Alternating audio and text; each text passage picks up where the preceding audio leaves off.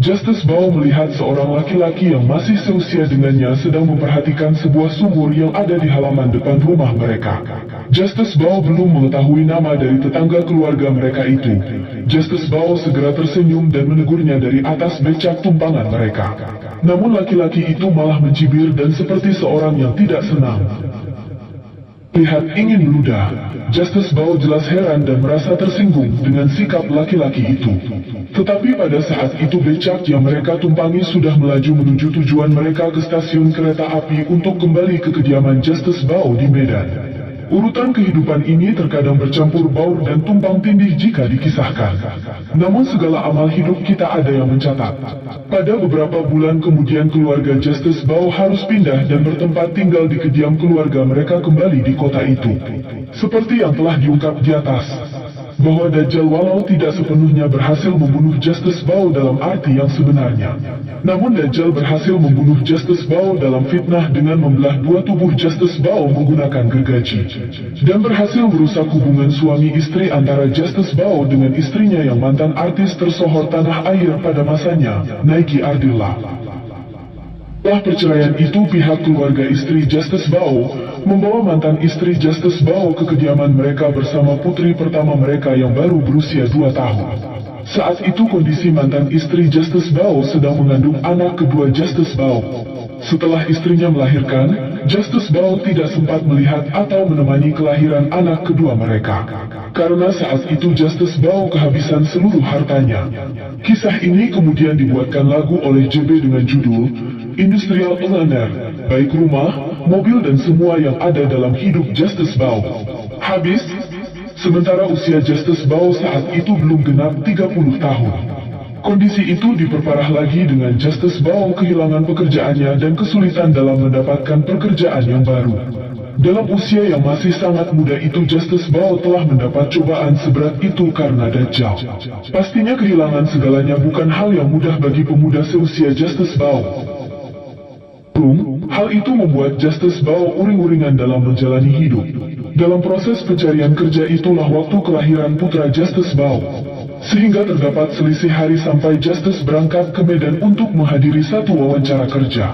Tetapi tidak berhasil akibat perusahaan itu ingin memperkerjakan setan. Dan Justice Bao bukan setan. Membuat Justice membuatkan tekad untuk kembali daripada melihat putranya dalam keadaan ICU. Setelah keadaan cukup baik, Justice Bao baru menemui putranya yang meraih bayi sekaligus karena rindu kepada putrinya yang masih berusia 2 tahun lebih. Tetapi sebelum semua itu, ada saat Justice Bao keluar dari rumah kediaman keluarganya untuk sebuah tujuan.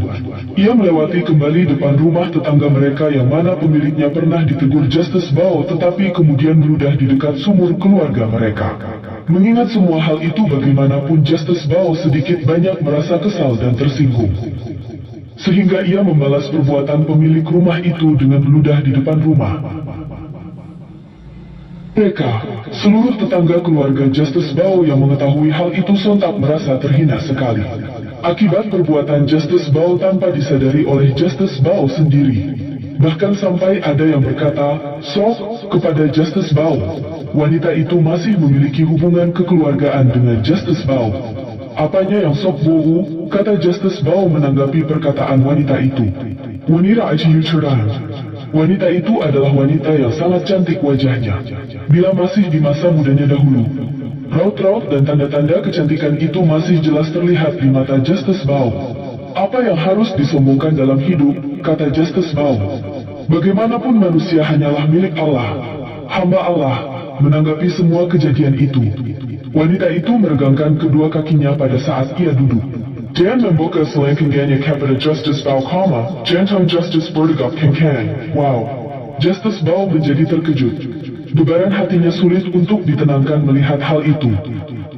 Bagaimanapun wanita itu masih memiliki sisa-sisa kecantikannya pada masa lampau. Yang walau dalam pengakuannya sudah memiliki cucu yang memiliki anak. Namun kecantikannya seperti tidak pernah luntur. Itulah Khadijah binti Khuwailid, mantan istri Nabi Muhammad dahulunya dan kecintaannya. Istri pertama sekali dari Justice Bao. Janda yang molek. Apa hal diingat sangat, semua harta Justice Bao dihabiskan hanya oleh Nabi Muhammad yang terbisiki setan atas keinginannya. Untuk kemenangan pribadinya. Dan bukan karena urusan rasul. Walau ia melakukannya pada saat ia sebagai rasul. Dia Nabi Muhammad mau menjadi raja atau hamba. Urusan Allah. Menyusahkan orang. Tinju ke muka dalam ring tinju. Jika Dajjal menolongnya? Tak mungkin. Dajjal itu hanya IRI Capital Justice so bukan hendak menolong Nabi Muhammad. Manalah mungkin, ia Dajjal itu hanya merasa sangat tersiksa. Padahal itu belumlah seberapa sangat. Iblis saja yang diikutinya sampai membentak-bentak Tuhan. Tetapi Justice Bow tidak boleh disalahkan. Perintah seret. Maka, seret, hal ini perlu diketahui, bahwa tidak perlu Nabi Muhammad itu bersembunyi dari manusia seperti cicak. Jika menginginkan semua wanita-wanita cantik cukup berbuat dan bekerja. Syifa Syahlah tidak mempermasalahkannya, toh Justice Bow sudah dianggap wafat dan hanya bersama dengan Allah. Ridho dengan perceraian yang benar dan ridho dengan wanita cantik lainnya, rezeki apa saja dari Allah. Justice Bow gembira, singkat waktu berlalu. Kembali lagi sebelum waktu itu, hari itu Justice Bow baru selesai melaksanakan sholat zuhur di masjid lingkungan mereka. Karena masih muda dan belum mendapatkan pekerjaan baru. Walau tidak mengeluh, Justice Bow ingin beristirahat sejenak di samping masjid itu. Di situ ia melihat laki-laki tetangga keluarga mereka sedang duduk di samping masjid itu. Justice Bow menghampirinya dan menegurnya. Saat itu Justice Bow sudah mengetahui namanya, Ramadan Soleh. Tetapi Justice Bow belum mengetahui bahwa ia adalah Nabi Soleh yang memiliki kisah mengenai unta betina dengan kaum Samud, kaumnya dahulu. Ia tampak merasa ringan saja dalam pertemuan mereka itu. Justice Bow juga sudah melupakan perbuatannya yang meludah di depan rumah mereka. Dari pembicaraan ringan pada saat itu, tekanan hidup yang dirasakan Justice Bow menjadi mengganda bahkan berlebih lagi. Namun Justice Bow tetaplah Justica Bow yang terkenalkan. Justice Bow seperti tidak merasakan apapun saat mereka bercakap-cakap hari itu. Tetapi tampaknya, beban hidup Ramadan Soleh malah semakin bertambah 4 kali lipat lebih berat. Justice Bow tidak ingin terlihat memperlihatkan sikap simpati yang berlebihan. Segera ia minta izin untuk permisi beranjak dari tempat itu. Orang yang aneh, pikir Justice Bow. Seaneh perangainya yang jadi penurut dan enak diajak mengobrol demikian, batin hati Justice Bow merasa gembira dengan perubahan sikap laki-laki itu. Ramadan Soleh, singkat cerita. Sesingkat yang dapat disingkat, Justice Bow akhirnya mencoba untuk bertanam kurma di pekarangan depan rumah keluarga merek. Ia membersihkan halaman tersebut dan mengatur rencana pembibitan, penanaman dan pekerjaan lainnya. Tampak putra bungsu Ramadan Soleh senantiasa memperhatikan Justice Bow yang bekerja keras dari jendela rumah mer. Sementara Ramadan, ayahnya masih terus bergonta-ganti pekerjaan. Sampai ayah berdoa dengan taksim kepada Allah dan merubah perangai. Hati Justice Bow barulah bergembira melihatnya. Dan berubahlah setelah itu kehidupannya. Tetapi bukan mereka. Masih belum.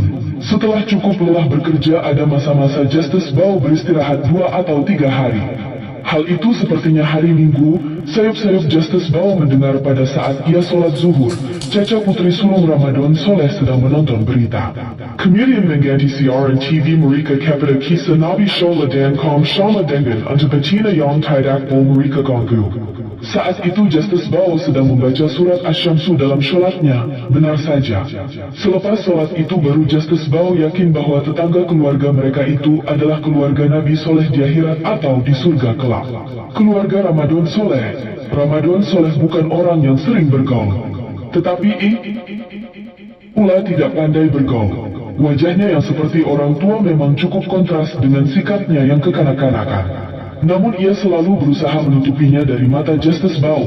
Hal ini terlihat jelas oleh Justice Bow saat ia mencegah putrinya Caca yang menyukai Justice Bow menjadi salah satu pacar atau wanita yang ada dalam hidup Justice Bow saat ini. Sebelum menjadi bidadari milik Justice Bow di surga kelak, akhirnya pencegahan yang dilakukan Ramadan Soleh hanya membuat derai air mata Caca yang mana sangat mencintai Justice Bow. Bukannya Justice Bow tidak berusaha meyakinkan Ramadan Soleh, ayah Caca, agar merestui hubungan cinta suci mereka. Tetapi, Justice Bow belum berhasil. Itu saja.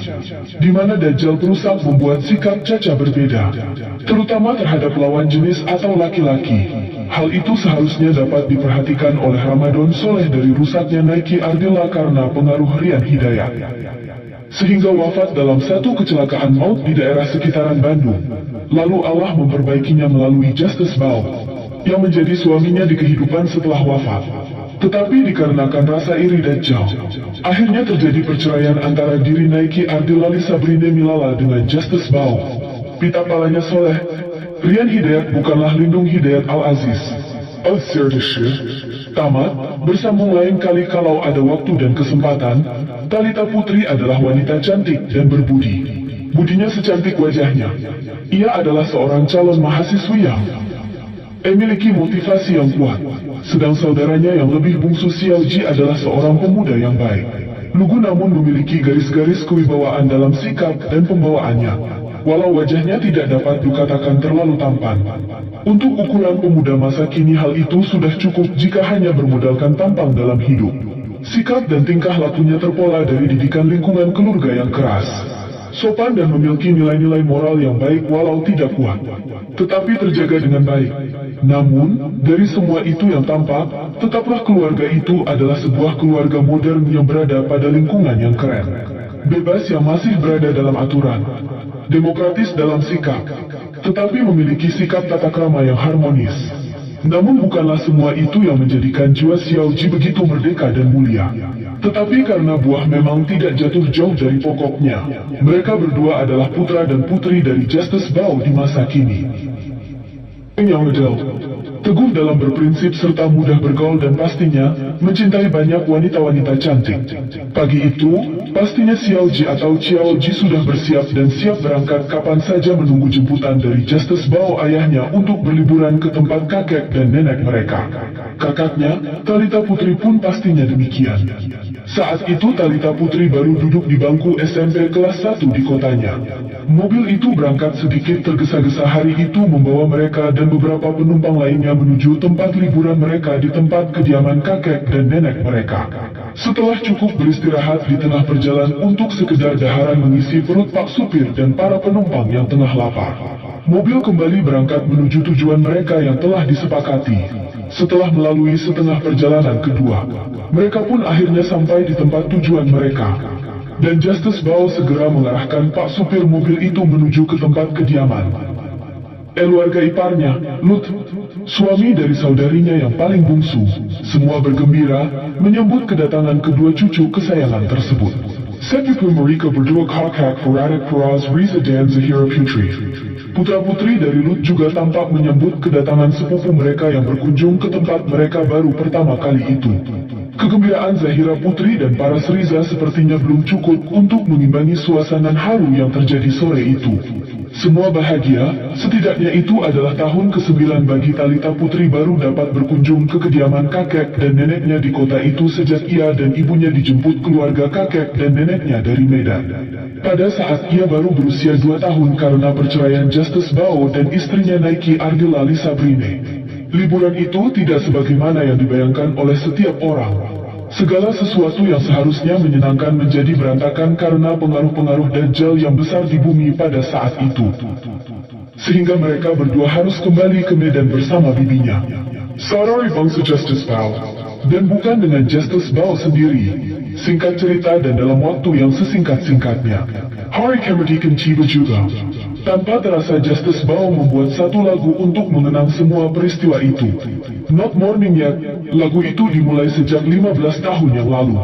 Atau tepatnya sejak Desember 2008. Di mana penjajahan Dajjal masih dilakukan oleh para pengikutnya.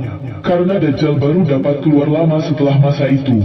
Atau tepatnya hanya dalam masa 1 hari seperti setahun, 1 hari seperti sebulan dan 1 hari berikutnya seperti sepekan kemudian hari berikutnya seperti hari-hari biasa dalam masa hitungan 40. Pada masa 21 Desember tahun 2008, 1 hari sebelum Talita Putri, TP, lahir, Justice Bao dijemput komandan tugasnya. Itu satu tugas yang sulit. Semua mengetahui hal tersebut. Namun yang membuat tugas itu sulit bukanlah karena beratnya tugas atau pekerjaan itu. Tetapi, itu adalah tugas yang harus dikerjakan atau dilakukan di luar urusan tugas resmi dan sangat rahasia. Dan tidak boleh sampai bocor, kecuali urusan bagian luarnya saja yang tampak atau dapat tampak atau yang sengaja ditampakkan. Tugas itu adalah satu tugas mulia, seperti tugas dalam pencarian pupuk non-subsidi yang telah pernah disinggung di atas yang berhasil menyeret Dajjal ke persidangan hari akhir seperti saat ini. Sama persis dengan tugas itu. Setelah seluruhnya selesai, Justice Bao kembali terseret masalah serius dan harus kembali kehilangan pekerjaan dan menjalani kembali status quo-nya. Dan Dajjal kembali dipersidangkan dalam kasus yang berbeda, seperti disebutkan pada alinea sebelumnya. Setelah semua urusan itu beres, Justice Bao yang digawangi Nabi Muhammad dan Nuh alaihi salam kembali ke kediaman mereka masing-masing. Tetapi tugas belum selesai bagi Justice Bao.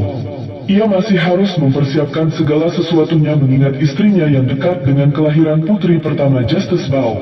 Keesokan harinya, Talita putri lahir dan baik. Komandan harian Justice Bao bersama Nuh alaihi salam datang ke rumah sakit tempat istri Justice Bao melahirkan. Mereka memberikan dana sebesar 2 juta rupiah atas honor pekerjaan kemarin di depan rumah sakit bersalin tersebut. Allah ITULADL, Wala Justice Bawadil, Allah LADL, Justika Bahanya Hamba Allah yang Adil. Hal ini jelas tergambar saat Isa putra Maryam membuktikan kerasulannya dengan membentuk seekor burung dengan tangannya. Lalu ia menghembusnya. Dan dengan izin Allah burung itu hidup sebagaimana burung lainnya. Namun, Isa masih belum dapat dikatakan berbuat adil. Keadilan pertamanya dalam hidup hanyalah saat ia mengirim burung tersebut yang merupakan sejenis burung urung-urung karena ingin mencegah Caca yang sering dipanggil Camat oleh Justice Bao. Caca Madon, sebagai pacar baru Justice Bao. Tetapi kemudian, Isa putra Maryam menarik burung urung-urung miliknya itu kembali. Setelah mengetahui isi tulisan di handphone Justice Bao, hanya itulah keadilan pertamanya dan itu satu-satunya. Isa putra Maryam tidak berada di tempat saat Nuh kewalahan meninggalkan istrinya, yang sedang melahirkan anak kecil mereka, untuk menyelesaikan tugas yang kemudian dirusak Dajjal. Sebagaimana setan merusak hubungan Yusuf dengan saudaranya, demikianlah Dajjal merusak hubungan Justice Bao dengan Nuh alaihi salam. Padahal hanya Justice Bao lah yang paling peduli mengenai hal itu. Mengapa bisa demikian? Karena Justice Bao mengerti benar arti kawan, arti persahabatan. Hanya Nuh dan komandan tugaslah yang mendampingi Justice Bao dalam masalah yang pelik mengenai biaya rumah sakit saat melahirkannya istri Justice Bao, sehingga komandan mereka mengusulkan tugas rahasia dari Allah untuk rezeki bagi mereka dari arah yang tidak disangka-sangka. Wajar jika Justice Bao peduli dengan kesusahan Nuh pada saat itu. Bukankah salah satu putranya hanyut ditelan banjir besar pada masa lampau? Isa putra Maryam tidak pernah menghadapi Dajjal dan tidak pernah terpengaruh olehnya. Ia belum membuat suatu keadilan pun dalam hidupnya, kecuali satu untuk hidupnya sendiri, yaitu saat ia menarik pulang burung urung-urung miliknya yang ia kirim kepada Justice Bao sebagai mata-mata, karena rasa curiga kepada Justice Bao bahwa Justice Bao menghina keluarga Nabi Muhammad dan Nabi Muhammad itu sendiri. Itulah pengaruh Dajjal. Adanya, pagi memang akan diikuti oleh siang, dan siang akan ditelan oleh malam, dan malam tetap tidak akan pernah mendahului siang. Demikian sebaliknya, siang tidak akan mendahului malam. Walau malam telah menelan siang dan siang kembali menerangi malam, mereka tidak pernah saling mendahului. Setiap berjua pasti akan merasakan mati pada waktunya. Maka janganlah mati kecuali sebagai seorang muslim. Namun orang-orang yang kafir dan ingkar kepada akhirat senantiasa senang jika ISA putra Maryam dijadikan bahan perumpamaan. Itu adalah sudah harus apa yang Allah tetapkan demikian. Sehingga ia menjadi orang yang terkemuka di dunia dan terkemuka di akhirat. Salam sejahtera untuknya dan semua keturunannya dan seluruh keluarganya.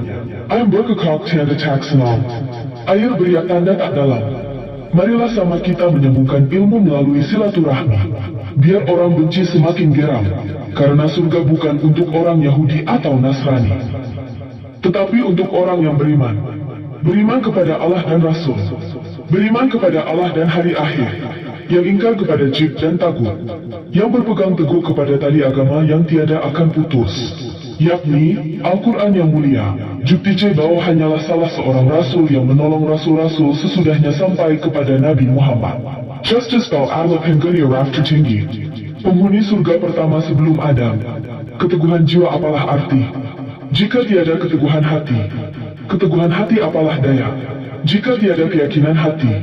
Keyakinan hati bagaimanalah mungkin terjadi jika tiada ilmu? Patri, bagaimanalah ilmu akan dipatri? Pasti harus ada celah yang dapat diisi. Mari saling memaafkan di hari yang baru lewat dari bulan yang fitri 1447 hari ini. Dan hanya Allah Al-Huwa, la haula wala quwata illa billah. Akhir kata, selagi masih ada jiwa di kandung badan, selagi ruh di kandung raga, selagi waktu dan tempat tersedia, walau banyak hal yang mungkin terlupa. Baiklah saya berkata, sampai bertemu dan berjumpa di lain waktu dan kesempatan yang berbeda, baik dalam lanjutan kisah-kisah ini maupun kisah-kisah yang berbeda. Walau Justice Bau tidak pernah Allah ceritakan dalam Al-Quran, bukanlah kisah-kisahnya tidak sehingga kisah Yusuf, atau Hamzah Musa, atau seadil Isa putra Maryam, atau seperti Muhammad yang sabar dan tawakal. Tidak semua kisah-kisah Rasul itu Allah ceritakan dalam Al-Quran kepada Rasulnya Nabi Muhammad keturunan dari Nabi Ibrahim. Dan janganlah seperti orang yang menentang Allah dan Rasul, yang menjadi penantang yang paling keras. Menantang Justice Bau untuk menjadi hatib, menjadi penceramah, menjadi ahli ilmu, hanya demi mencuri ilmu. Justice Bau hanyalah salah seorang pemberi peringatan yang pertama, yang beriman kepada Allah, kepada malaikat Naya, kepada Rasul, kitab dan hari akhir dan menjadi kata dan kedar Allah. Kisahnya kisah yang unik, yang Muslim seperti Ibrahim, sehanif diri Ibrahim alaihissalam. Justice Bau bukanlah orang yang kenaf, naif, bodoh, tidak terpandang, tidak terpelajar. Dan akhirnya mari kita rujuk balik baik-baik. Setiap pasangan-pasangan yang baik, yang pernah bercerai karena siasat Dajjal, Allah tidak pernah membenci perceraian. Bahkan di dalam Al-Quran disebutkan bahwa itu termasuk salah satu jalan. Harus dengan keyakinan. Oleh sebab itu senantiasa dalam menjaga hubungan. Baikkanlah yang benar, benarkanlah yang baik. Sama bekerja dan bekerja sama dalam mufakat musyawarah untuk hal yang benar. Berikanlah pacar anak-anak gadis Anda. Karena saat ini dunia telah hancur. Iblis tidak ditangguhkan lagi. Dajjal sudah mati. Pengaruhnya tidak akan berpengaruh lagi atau tidak akan sampai kemana. Hapuskanlah fitnah. Samuel agama hanya untuk Allah. Perempuan mukmin senantiasa menjaga pandangannya kecuali kepada pasangannya. Apakah belum cukup kisah Holilah Ritonga, KRRR, dan MM? Miss Vini Menibegi, Asyah Mahni Lubis, Ulfa, Syahla Ashifa dalam kisah ini menjadi pelajaran bagi setiap orang mengenai hak-hak wanita terhadap pasangannya. Apakah selamanya dibayangi fitnah Dajjal? Kah kiamat itu? Bidadari yang menjaga pandangan itu, bagaimanakah mereka dengan pasangannya? Apakah pelaminan lebih diyakini dibandingkan jiwa keimanan? Dan keimanan dalam mendidik sehingga mereka benar-benar hanya dengan pasangannya? Apakah selamanya kita jendaan kepada Allah, tempat kita berpegang dalam agama yang lurus, yang tidak akan bengkok selama-lamanya? Apakah Islam itu Arab? Islam Nusantara. Bagaimana bila seorang laki-laki jika pasangan mereka di Rusia, di Kanada, yang mereka para wanita-wanita pasangannya sudah berislam, atau yang menyembunyikan Islam dan imannya, lalu bagaimana mempersatukannya? Apakah seperti orang Nasrani di lubang-lubang terenggiling mereka, atau orang-orang Yahudi di Bawak mereka, di pantai Bali, di tempat-tempat terbuka? Bukankah diperkenankan di dalam Al-Quran menikah untuk waktu yang jika tidak bisa lama, atau yang mendapat izin tuannya atau yang melekat pada imannya, baik dari ahlu kitab atau orang beriman? Jangan mempersulit atau menghalang-halangi. Itu akan balik kepada orangnya yang berbuat. Mari sama setiap orang yang mengetahui hal ini memikirkannya. Akhir kata, Alhamdulillah, terima kasih.